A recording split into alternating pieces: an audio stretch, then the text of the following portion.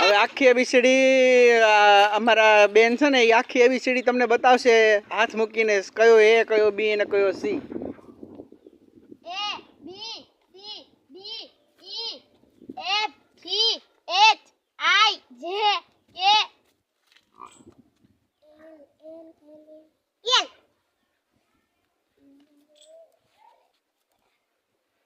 તમે જોઈ શકો છો કે આ ગામડાના લોકો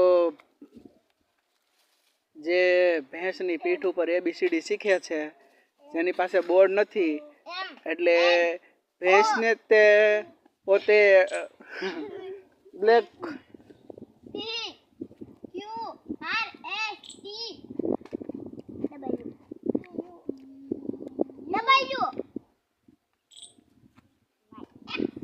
તો આવી રીતે ભેંસનું બોર્ડ બનાવી અને કોણ કોણ એબીસીડી કે કલમ ખટારો લખે છે એ કમેન્ટ કરીને જણાવજો.